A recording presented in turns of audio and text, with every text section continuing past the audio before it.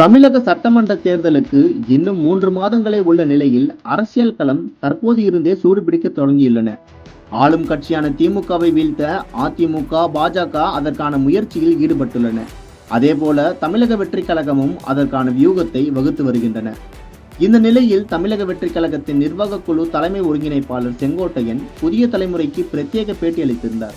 அந்த பேட்டியில் இந்த ஆண்டு நடைபெற உள்ள சட்டமன்ற தேர்தலில் அதிமுக வெற்றி பெறுவது மிக கடினம் என்றும், மக்கள் மாற்றத்தை எதிர்நோக்கி காத்திருக்கிறார்கள், தமிழக வெற்றி கழகம் ஆட்சி கட்டிலில் அமரப்போகிறது என நம்பிக்கை தெரிவித்திருந்தார்.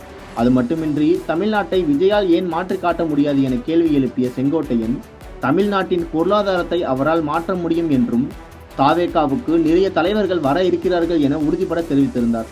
அதே சமயம் தமிழகத்தில் 34% வாக்குகள் விஜய்க்கு இருக்கிறது, 1,28,00,000 தொண்டர்கள் இருக்கிறார்கள், இதெல்லாம் வாக்குகளாக நிச்சயம் மாறும் என நம்பிக்கை தெரிவித்திருந்தார். எதன் அடிப்படையில் செங்கோட்டையன் இந்த கருத்தை முன்வைக்கிறார், மிகைப்படுத்தி பேசப்படுகிறதா என்பது குறித்து பத்திரிகையாளர் சுவாமிநாதனிடம் விளக்கம் கேட்போம். செங்கோட்டையன் ஒரு விஷயம் பேசியிருக்காரு, நம்ம புதிய தலைமுறைக்கு நேர்காணல பேசியிருக்காரு. அதாவது தமிழக வெற்றி கழகத்துக்கு 34% வாக்குகள் விஜய்க்கு இருக்கு, அதே போல 1,28,00,000 தொண்டர்கள் இருக்காங்க, இது அனைத்துமே வாக்காக மாறும் அப்படின்னு நம்பிக்கையா சொல்லியிருக்காரு. இதை நீங்க எப்படி சார் பாக்குறீங்க? ஒரு அரசியல் கட்சியினுடைய மூத்த தலைவர், கிட்டத்தட்ட பல முறை சட்டமன்ற தேர்தலில் போட்டியிட்டு வெற்றி பெற்றவர், செல்வி ஜெயலலிதா அவர்களுடைய பயண திட்டத்தையே வடிவமைத்தவர். அந்த வகையில பார்த்தோம்னா அவர் ரொம்ப சீனியர். அவர் ஒரு அரசியல்ல ரொம்ப முதிர்ச்சியானவரும் கூட. அவர் தொண்டர்கள் மத்தியில ஒரு நம்பிக்கை விதைப்பதற்காக சொன்ன வார்த்தையா தான் இதை நான் பாக்குறேன். ஏன்னா இப்ப நம்ம களத்தை பாக்குறோம், விஜய் ஒரு பெரிய சக்தி தான், அதுல யாருக்கும் எந்த சந்தேகமும் மாற்று கருத்துமே இல்லை. விஜய் இன்னைக்கு தமிழக அரசியல்ல ஒரு 3வது பெரிய சக்தி. திமுக, அதிமுகவுக்கு அடுத்து விஜய் தான் இன்னைக்கு ஒரு வலுவான சக்தியா இருக்கிறாரு. அது நிரூபிக்கப்பட்டு வருது. நீங்க தேர்தல், ஓட்டரசியல், ஓட்டை எண்ணணும், கவுண்டிங்ல ரிசல்ட் தெரியணும், அது எல்லாம் அப்புறம். அதற்கு முன்பு நம்மளே பார்த்துட்டோம், ஒவ்வொரு சனிக்கிழமையும் விஜய் வெளியில் வருகிற பொழுது என்ன தாக்கம் ஏற்பட்டது, ஈரோடுல அவருடைய ரொம்ப குறிப்பா செங்கோட்டையன் அவர்களுடைய பகுதிக்கு போயிருந்த பொழுது என்ன தாக்கம் ஏற்பட்டது, பாண்டிச்சேரியில போய் பேசுறாரு, இதெல்லாம் நம்ம பார்த்துட்டோம். இதுக்கெல்லாம் அவருக்கு பின்னாடி ஒரு பெரிய இளைஞர்கள் கூட்டம் இருக்கு. அந்த அளவுல அது ஓகே. பட் செங்கோட்டையன் அவர்கள் கொஞ்சம் மிகுதியா சொல்றாருன்னு நினைக்கிறேன். அந்த 34% அப்படின்னு அவர் சொல்றது ஏறக்குறைய ஒரு ஆட்சி கட்டில வர்றதுக்கு என்ன சதவீதம் தேவைன்னு நினைக்கிறாருன்னு நினைக்கிறேன். ஏன்னா 3 முனை போட்டி அப்படின்னு அவர் செங்கோட்டையன் நினைத்துக்கிறார். பட் நாம் தமிழரையும் நீங்க சேர்த்தீங்கன்னா 4 முனை போட்டி. அப்ப 34% என்பது 4 முனை போட்டி கூர்மையாகிற பட்சத்துல செங்கோட்டையன் அவர்களுடைய மதிப்பீட்டுல 34% இருந்தா ஆட்சிக்கு வந்துடலாம். அவர் ஆட்சிக்கு வருவாங்க அப்படிங்கறத இந்த குரல்ல சொல்லியிருக்காருன்னு பாக்குறேன். அது வெறுமனே அவர் தரப்பு தொண்டர்களை வேண்டுமானால் உற்சாகப்படுத்தும். நீங்க களம் இன்னைக்கு நீங்க பாருங்க, திமுக ஒரு வலுவான கூட்டணி ஏற்கனவே உருவாக்கி இருக்காங்க. காங்கிரஸ் விஜயோடு வந்து விடலாம் அப்படிங்கறத நம்ம போன வாரம் வரைக்கும் பேசிட்டு இருந்தோம். பட் அவங்க டெல்லியில ஒரு அகில இந்திய அளவுல ஒரு கூட்டம் போடுறாங்க. திமுக கூட்டணி யாரும் விமர்சிக்க வேண்டாம், கூட்டணி பத்தி பேச வேண்டாங்கிறாங்க. அந்த வாசல் அடைபட்டு போகிறது. அமமுக போகுது, இபிஎஸ் இருக்கிற அன்னைக்கே போக மாட்டேங்கிறாரு, அவருக்கான வாசல் அதுவாதான் இருக்கும் நம்ம பேசிட்டு இருந்தோம். பட் அந்த வாசல் இப்பொழுது அடைக்கப்பட்டிருக்கிறது. அவங்க தேசிய ஜனநாயக கூட்டணிக்குள்ள போயிட்டாங்க. விஜய் அவர்களால் இன்னுமே ஒரு கூட்டணியை வடிவம் பட முடியல. ஆட்சியில் பங்கு, அதிகாரத்தில் பங்குன்னாரு. கிட்டத்தட்ட முதல் மாநாடு விக்கிரவாண்டி மாநாட்டிலேயே அறிவித்தார். விஜய் தாக்கத்தை ஏற்படுத்துவார், அதுல கடுகளவு கூட சந்தேகம் இல்ல. நான் களத்துல பார்த்தவரையில் நம்மால் ஊகிக்க முடிந்தது, விஜய் அவர்கள்ட்ட ஒரு 17 முதல் 18% ஓட்டு இருக்கலாம். அது எலெக்ஷன் நெருங்குகிற பொழுது பிரதான கட்சிகள் இவ்வளவு வலுவான ஒரு கூட்டணியை அமைச்சிட்டாங்க. அதுல இன்னும் பிரதான நட்சத்திர வேட்பாளர்கள் இறங்கும் போது விஜய் கட்சி அதே நிலையை தக்க வைக்க போதா, அல்லது வீரியமா இருக்க போதா, அல்லது வீரியத்தை கொஞ்சம் இழக்க போதாங்கிறத நம்ம களத்துல தான் பார்க்க முடியும். பட் இன்றைக்கு சூழல்ல செங்கோட்டையன் அவர்கள் பேசியிருப்பது என்பது ஒரு நம்பிக்கை வார்த்தை. ரொம்ப குறிப்பா அவங்க தரப்புல தொண்டர்கள் இருக்காங்க. ஒரு தாவேக்கா நிர்வாகி பாக்குறாரு, தொண்டர் பாக்குறாருன்னா நம்ம தான் என்ன ரேஸ்ல இருக்கோம் அப்படிங்கறத அவங்களுக்கு ஒரு ஆழமான ஒரு செய்தியை சொல்லும். பட் தாவேக்கா நிறைய சிக்கல் இருக்கு. அவங்களுக்கு சிபிஐ விசாரணை போயிட்டு இருக்கு. ஜனநாயகன் படம் சொன்ன தேதியில ரிலீஸ் செய்ய முடியல.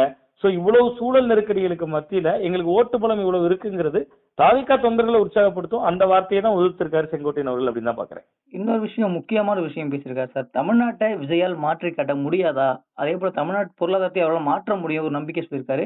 அதே போல இன்னும் ஒரு 2 நாள்ல இன்னும் குட் நியூஸ் வரும்னு ஒரு சஸ்பென்ஸ் வச்சு பேசியிருக்காரு.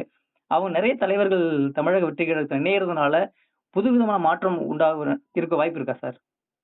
இல்ல, நிறைய தலைவர்கள் இணைந்து விடுவார்கள்னு எனக்கு செங்கோட்டையன் அவர்களுடைய வார்த்தையை வைத்து நம்பிக்கை இல்லை. ஏன்னா இப்ப செங்கோட்டையன் அவர்கள் இதற்கு முன்பு கடந்த காலங்களே உங்களுக்கு தெரியும், அம்மாவின் பிள்ளைகள் எல்லாரும் ஓர் அணியில வரணும்னு அழைப்பு விடுத்தார். அழைப்பு விடுத்து விட்டு சில வாரங்களிலேயே அவர் நேரடியாக தமிழக வெற்றி கழகத்தை நோக்கி போயிட்டாரு. இப்ப அண்மையில ஓபிஎஸ் அவர்கள் அணியில இருந்த வைத்தியலிங்கம் போன்றவர்கள் கூட அவங்களோட மாற்று சாய்ஸா திமுக தானே இருந்திருக்கு. நீங்க அதிமுகவுக்கு மாற்றா விஜய் அப்படிங்கறத முன்னிலைப்படுத்துறது செங்கோட்டையன் அவர்கள். விஜய் அவர்களை சந்திக்கிற பொழுது சட்ட பாக்கெட்ல செல்வி ஜெயலலிதா அவர்களுடைய படத்தை வைத்திருந்தார். அப்ப இவர் தரப்பு நம்பிக்கை எப்படி விதைக்கப்பட்டிருக்கணும்? வைத்தியலிங்கம் போன்றவர்கள் இவரோட நட்புல இருக்கிறவங்க. அப்ப வைத்தியலிங்கம் போன்றவர்கள், மனோஜ் பாண்டியன் போன்றவர்கள் அதிமுக வேண்டான்னு முடிவெடுக்கிற பொழுதும் திமுகவை நோக்கில நகர்றாங்க. இப்ப செங்கோட்டையன் அவர்களால் பலன் இருக்கிறது, இல்லைன்னு நான் சொல்லல. அனுபவம், அவருடைய அனுபவம், நீங்க வந்து ஒரு கிட்டத்தட்ட ஒரு நீண்ட நெடிய அரசியல் அனுபவம் கொண்டவருங்கிறதுனால அவருடைய அனுபவம் பயன்படுத்தப்படும். மற்றபடி அவங்க வந்து தேர்தல் நெருக்கத்துல அரசியல்வாதிகள் கணக்கு தான் போடுவாங்க. நீங்க ஒவ்வொருத்தருக்கும் அவங்கவுங்க சட்டமன்ற தொகுதியில ஜெயிக்கணும்.